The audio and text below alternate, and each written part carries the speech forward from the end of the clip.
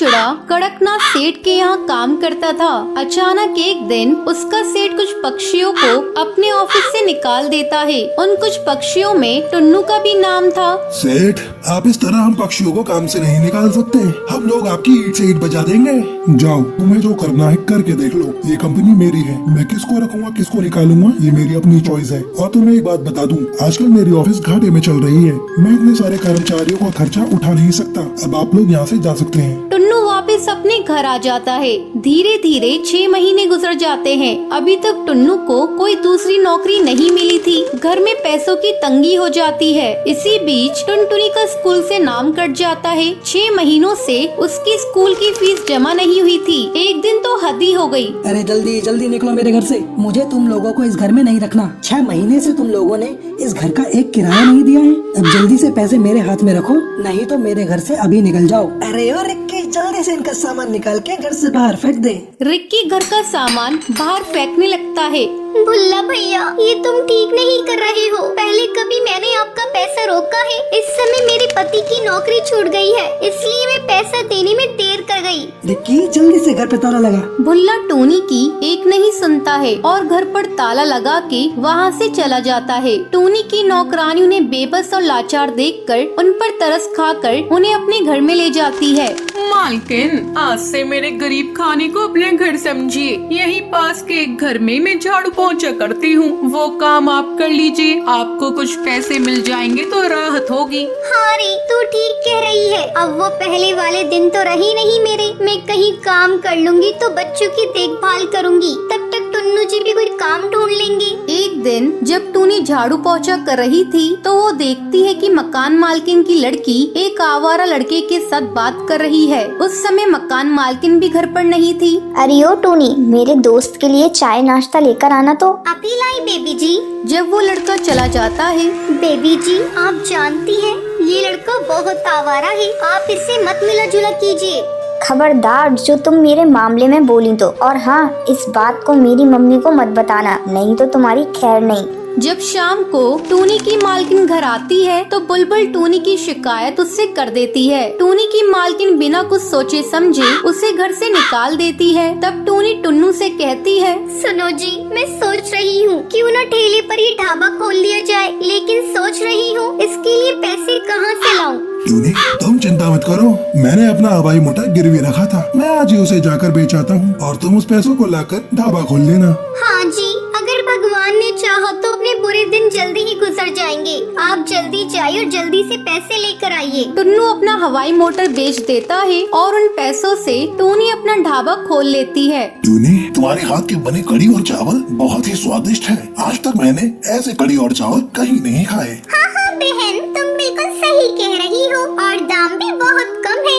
धीरे धीरे टूनी के ढाबे पर भीड़ लगने लगती है। टूनी इतनी दयालु थी कि वो गरीबों को मुफ्त में खाना खिलाती थी। टूनी की अच्छी कमाई हो रही थी। एक दिन टूनी ढाबे का सामान लेने बाजार जा रही थी। तभी वो देखती है, अरे ये गुंडा मवाली तो मालकिन की बेटी से जबरदस्ती कर रहा है। मैं कैसे मालकिन की बेटी को इससे बचाऊं? टुन्नू को यहाँ फोन करके बुलाती हूँ। टूनी टुन्नू को फोन करके बुलाती है। क्या हुआ टूनी, तुम घबराई हुई क्यों? टुन्नू जी, आप ढाबे के पास पीपल वाले पेड़ पर आ जाइए। वहाँ एक गुंडा मालकिन की बेटी से बदतमीजी कर रहा है। साथ में 2-4 पुलिस वाले को लेते आइएगा। टूनी, तुम घबराओ मत, मैं अभी आया। टुन्नू जल्दी इंस्पेक्टर को लेकर वहाँ पहुँच जाता है। इंस्पेक्टर साहब, जल्दी से इस गुंडे को गिरफ्तार कर लीजिए। इंस्पेक्टर जल्दी से उस कालू बदमाश को गिरफ्तार कर लेता है। तब बुलबुल, टूनी बहन, मुझे माफ कर दे, मैंने तेरे साथ बहुत बुरा किया था। इतनी देर में बुलबुल की माँ भी वहाँ पहुँच जाती है। टूनी, आज तूने मेरी बेटी को बचाकर बहुत बड़ा उपकार किया है मेरे ऊपर। मैं भी तुम्हारे ऊपर एक उपकार करना चाहती हूँ। मैं अपना कुछ पैसा तुम्हारे ढाबे में लगाना चाहती हूँ। अब तुम एक ढाबे की जगह एक बड़ा होटल खोल लो। टूनी, ना मत कहना, मुझे बड़ी खुशी होगी। मालकिन, आज आपकी वजह से मेरा सपना साकार हुआ है। इस होटल का उद्घाटन आप ही करेंगी। हाँ हाँ टूनी, क्यों नहीं। तुम जैसे नेक और भली चिड़िया की मदद करके मुझे बहुत बड़ी खुशी मिली। अब बिना समय गवाए होटल का उद्घाटन करते हैं। टूनी के अब गरीबी के दिन कट चुके थे। अब वो हंसी खुशी अपने परिवार के साथ जीवन बिताने लगी थी।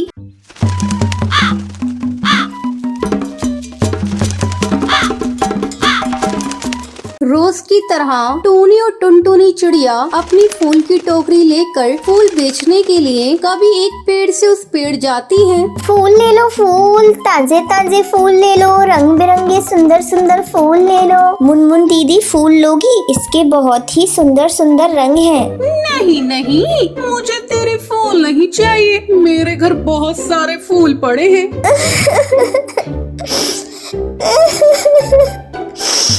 दीदी एक फूल ले लो ना, सुबह से मेरे एक भी फूल नहीं बिके हैं, मैं आपको सस्ते में फूल दे दूंगी।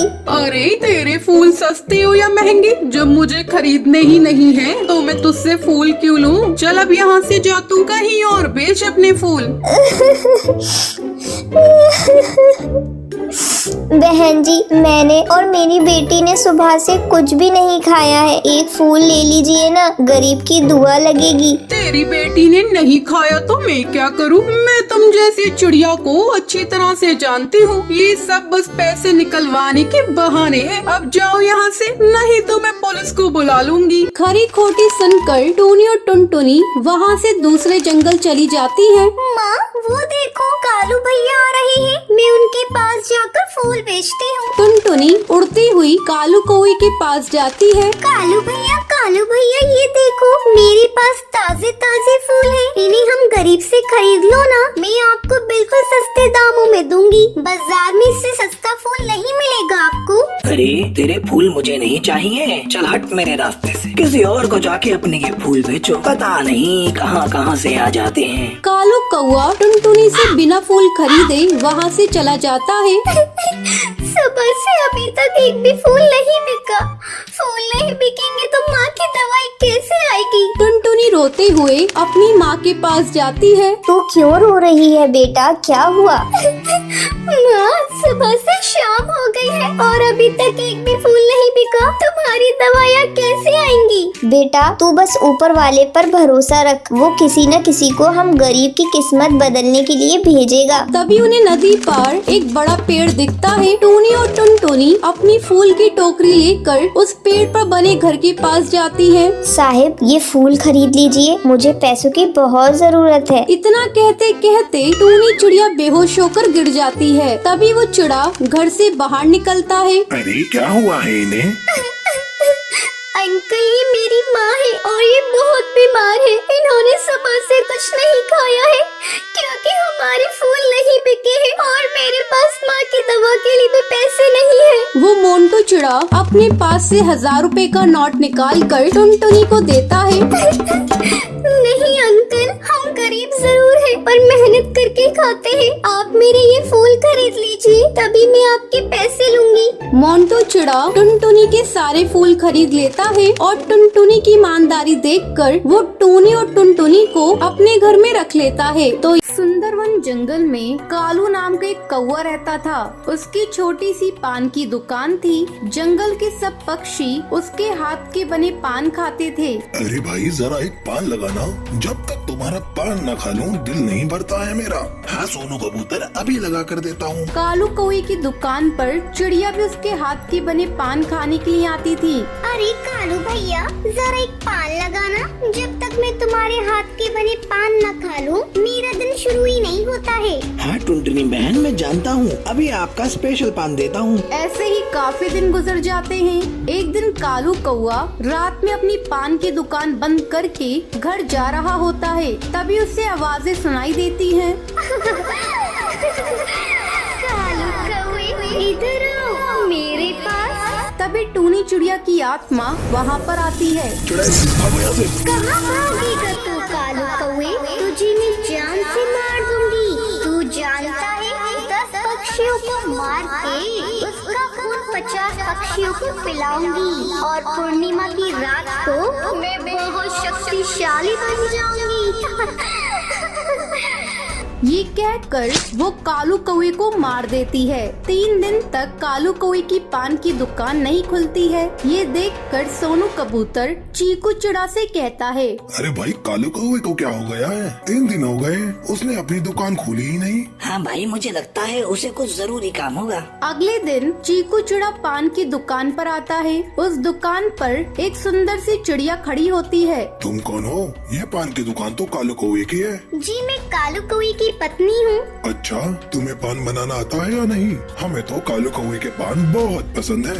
हाँ भैया, एक बार आप मेरा पान खाकर तो देखिए, आप कालू कौवे के पान भी भूल जाएंगे। अब टूनी चिड़िया पान में कत्थे की जगह खून लगाकर उन्हें खाने के लिए देती है। रोजाना टूनी चिड़िया सब पक्षियों को अपने हाथ के बने पान खिलाती थी। ये बात आग की तरह जंगल में फैल जाती है। अब पूर्णिमा की रात आ जाती है। आज पूर्णिमा की रात है, मुझे आज अपना शिकार चाहिए, तभी मैं शक्तिशाली हो पाऊंगी। इस जंगल पर सिर्फ मेरा ही राज होगा, कितना मजा आएगा। तभी उसे वहाँ पर एक चिड़िया आती हुई दिखाई देती है। चलो आ गई मेरी शिकार टुनटुनी। वो पेड़ के पीछे छुप जाती है और पीछे से टुनटुनी चिड़िया को पकड़ लेती है। कौन हो तुम? मुझे छोड़ो, क्यों पकड़ा है मुझे? सामने आओ, जाने दो मुझे। मैंने तुम्हारा क्या बिगाड़ा है? छोड़ दो मुझे। ऐसे कैसे छोड़ दो तुझे? मैं तुझे मार कर शक्तिशाली बन जाऊंगी और इस जंगल पर सिर्फ मेरा राज होगा। मैं ताकतवर चुड़ैल चिड़िया बन जाऊंगी। तभी सोनू कबूतर और पक्षियों के साथ मशाल लेकर जादूगरनी को वहाँ ले आता है। ये क्या कर रही हो? छोड़ो मुझे, जाने दो। मुझे तुझ पर शक हो गया था, क्योंकि कालू कौवे की तो शादी हुई ही नहीं, तो तू उसकी बीवी कैसे हो सकती है? इस बात को दूर करो, मुझे डर हो रहा है। हटो यहाँ से, वरना मैं तुम में से किसी को भी जिंदा नहीं छोड़ूंगी। ये कहकर टूनी चिड़िया की आत्मा कालू कौवे की पान की दुकान में जाकर छुप जाती है। तभी जादूगरनी बोलती है, चलो जल्दी से इसे पकड़ो, वरना आज रात वो बहुत ही शक्तिशाली बन जाएगी और उसे रोकना नामुमकिन हो जाएगा। अब वो सब टूनी चिड़िया के पास जाते हैं। वो पान की दुकान पर छुपी होती है। जादूगरनी उस दुकान पर ताला लगाकर गुलाब जल और मंत्रों से उसे उसी में बंद कर देती है। अब उस दुकान के पास कोई भी नहीं जाता था। कोई अनजान पक्षी अगर उस दुकान के सामने से गुजरता था, उसे उस टूनी चिड़िया की आत्मा की आवाज सुनाई देती थी। पान कौन कौन खाएगा? जल्दी